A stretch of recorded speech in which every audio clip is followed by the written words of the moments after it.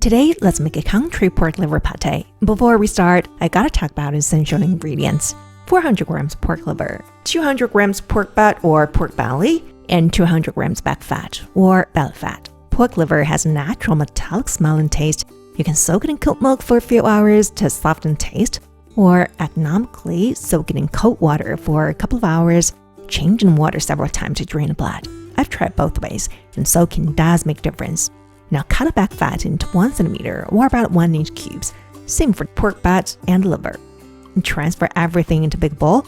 To that, add 3/4 cup of diced onion, about 1/4 of medium onion, 3 cloves of minced garlic, and some fresh or dried herbs. I'm adding about a handful of schizopentak or jinjie, followed by 1 teaspoon dried thyme.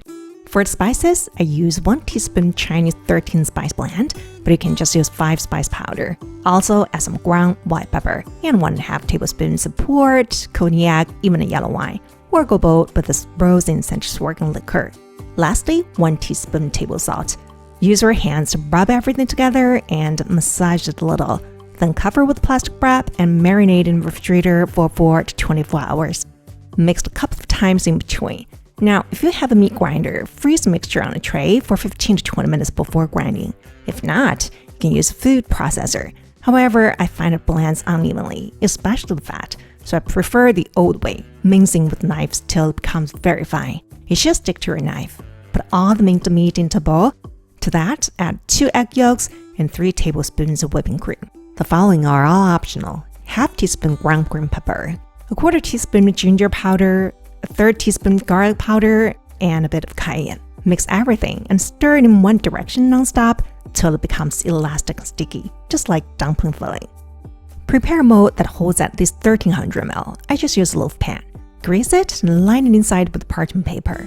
It's recommended to line the mold with bacon or caul fat if you care about a final look. But that's not my goal. Transfer mixture into the mold, flatten it, and cover with a cartouche, basically parchment paper, leaving a hole in the center for a thermometer. Place a loaf pan in a large baking pan. Pour hot water to at least halfway up the loaf pan.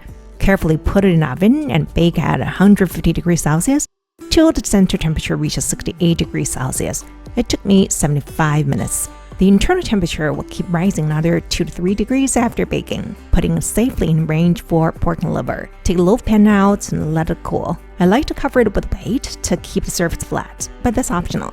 Chill the whole thing in the refrigerator overnight. Then remove the toppings, flip it, heat a pan with a blowtorch or hairdryer, and it all mold easily.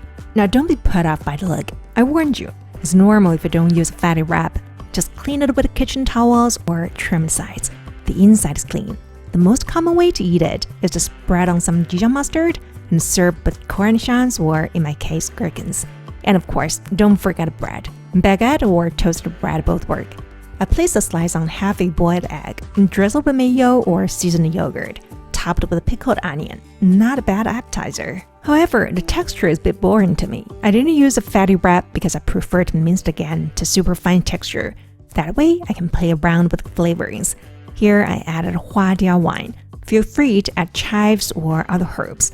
Mix well. Wrap the mixture in parchment paper, seal with plastic wrap, and chill in the refrigerator for a few hours. Once it firms up, it can be sliced again. This is the texture I like.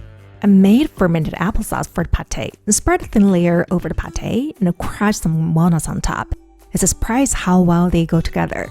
Or make an unusual taco by fitting a lettuce leaf inside, then adding a piece of pate and spreading a little bit, followed by fresh cucumber strips and tomato slices. And finally, drizzling with some jalapeno hot sauce. All I can say is, you should try it. You can also make a creative Chinese steamed bun burger by spreading a slice of pate with a thin layer of Dijon mustard, adding some pickled Chinese mustard greens. Okay, I probably added too much. Drizzling with some mayo, layering with boiled egg slices, followed by a bunch of seasoned pea shoots, and finishing with a top bun spread with more Dijon mustard. Unusual, but it works. You can also hollow out a steamed potato, layer with mashed potato, pate, then repeat and finish with more mashed potato. Garnish with cornichons or gherkins. Very tasty. But I like twice baked potatoes better. Similar concept, but added cheese inside and on top. Bake till the top is golden brown.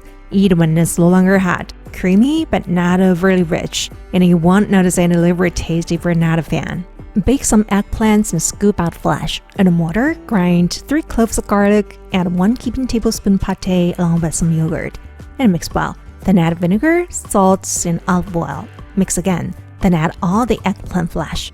Mix thoroughly. Add chives or any herbs you like. And it's done. Place it on toast, top with some greens, drizzle with yogurt, grind some black pepper, and finish with olive oil. That's a lovely brunch. Okay, that's plenty for one recipe. Subscribe, like, and comment. Ciao.